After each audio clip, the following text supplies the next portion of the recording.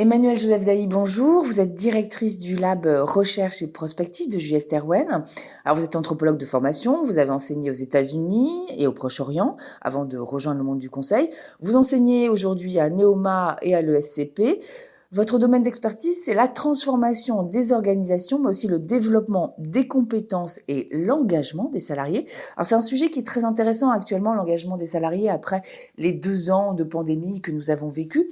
En quoi, selon vous, l'engagement des salariés vis-à-vis de leur entreprise a changé? Alors pour comprendre ce que c'est que l'engagement, j'aime bien revenir à l'étymologie. L'engagement, depuis le XIIe siècle, ça voulait dire mettre en gage. Et mettre en gage, ça voulait dire perdre sa liberté, avoir une restriction de liberté. C'est un terme qui a évolué au fil du temps. Mais pour bien le comprendre, c'est important d'avoir ça en tête. Ça diffère de la motivation. Motivation, ça vient de movere en latin. Movere, ça veut dire créer un mouvement, se mettre en mouvement. C'est une énergie intérieure, c'est une puissance intérieure. Et dans tout ce qu'on a vécu récemment, il y a eu une modification de l'engagement, mais il y a aussi une modification des motivations. C'est-à-dire que les moteurs ont changé, se sont tournés vers des choses potentiellement plus multiples, vers des équilibres de vie renforcés. Et le lien à l'organisation a lui aussi changé, il a évolué. On était privé de liberté physiquement, donc on ne veut plus être privé de liberté dans la notion d'engagement. On veut que l'engagement, ça soit une notion d'épanouissement. Et la loyauté à l'organisation, potentiellement, demain, elle ne sera plus unique, c'est-à-dire qu'on pourra s'engager de manière multiple vers ce que j'appelle le polyengagement, c'est-à-dire des engagements qui pourraient aller dans des directions variées, soit sur des compétences différentes au sein d'une même organisation, soit potentiellement sur un engagement au sein de l'organisation, mais aussi des engagements parallèles. Et l'entreprise pourrait d'ailleurs exploiter ce polyengagement au sein même de son organisation, ça peut être intéressant. Le polyengagement, c'est une grande richesse, c'est une richesse de réseau. C'est une richesse aussi parce que potentiellement les gens qui l'opèrent sont des gens curieux, qui ont des potentiels multiples. Avec beaucoup de ramifications, j'imagine. Avec des ramifications, avec des esprits arborescents qui arrivent à faire les liens aussi. Donc finalement, ça va dans le sens d'un monde globalisé où on peut trouver des connexions dans toute chose. Et les attentes finalement des salariés sont-elles aujourd'hui différentes également ?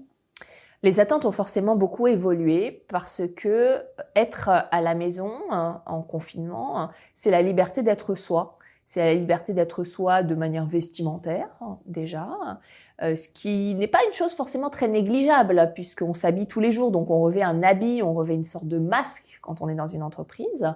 Ne serait-ce qu'un masque social, parce qu'il faut se comporter de manière adéquate par rapport au lieu.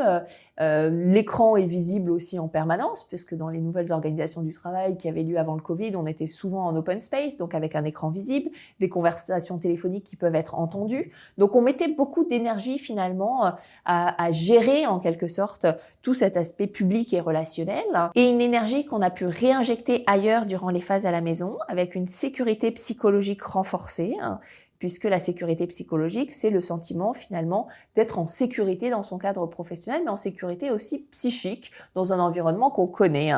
Donc forcément, les attentes, elles ont évolué, puisque les attentes d'équilibre de vie se sont renforcées, puisque les salariés y avaient goûté pendant les phases de confinement, mais aussi le rapport à la hiérarchie qui a évolué, puisque demain, le manager pour être reconnu par son collaborateur et pour que le collaborateur s'engage auprès de lui, il devra forcément avoir une valeur ajoutée forte, puisqu'on le voit très peu. On sait qu'on se lie par les sens, donc par la vue en premier. Donc le fait de le voir peu, ça veut dire qu'il faut vraiment qu'il sache avoir dans les moments où on se croise une valeur ajoutée renforcée. Et être très présent finalement dans la rencontre, dans la relation à ce moment-là. Être présent physiquement et psychiquement, c'est-à-dire avoir une notion de présence à l'autre accrue. Et ça, c'est complexe et on en demande beaucoup aussi à ces managers. Ils sont souvent interrompus de manière multiple. On sait que les interruptions ont grandi de manière exponentielle ces dernières années et que une des compétences du XXIe siècle sera la capacité attentionnelle et la présence à soi et à l'autre, c'est-à-dire pouvoir être présent dans la rencontre sans avoir l'esprit qui divague ou qui part ailleurs. Alors vous dites aussi qu'il y a désormais un mécanisme de réciprocité, c'est-à-dire que l'entreprise est évaluée à la hauteur de son engagement, de ce qu'elle fait en situation difficile, comme lors de la pandémie de Covid-19 par exemple, c'est-à-dire ? Alors, je crois beaucoup que dans la relation managériale, il y a des moments clés à ne pas rater.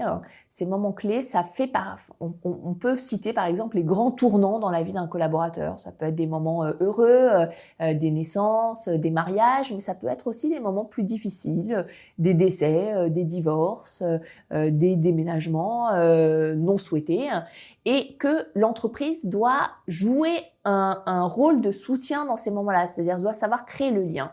Et dans ce qui s'est passé avec l'épidémie de Covid, l'entreprise a été sous le feu des projecteurs sur son alignement, sur sa cohérence par rapport à sa relation avec ses collaborateurs, sur la manière dont elle traitait chacun, dont chacun avait une importance, dont chacun faisait partie d'un tout plus global et contribuait par son action au bénéfice global de l'organisation.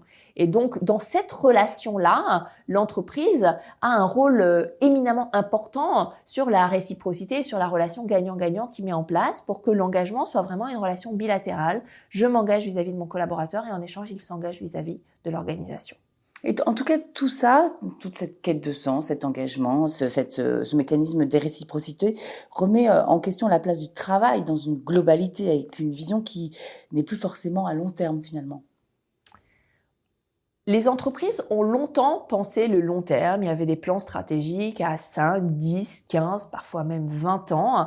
Aujourd'hui, on voit bien que cette dynamique-là, elle est plus possible, ou en tout cas qu'elle demande à être revisitée régulièrement, qu'il y a une dimension d'agilité qui va être prise en compte. Aujourd'hui, les entreprises qui veulent être durables vont recruter sur des critères de plasticité cérébrale et d'agilité, c'est-à-dire qu'on va mesurer la flexibilité mentale des candidats, puisqu'on sait que demain, ils sont embauchés pour un job précis, mais que demain, ils en feront potentiellement un autre et que potentiellement une autre crise va arriver et qu'on ne connaît pas aujourd'hui.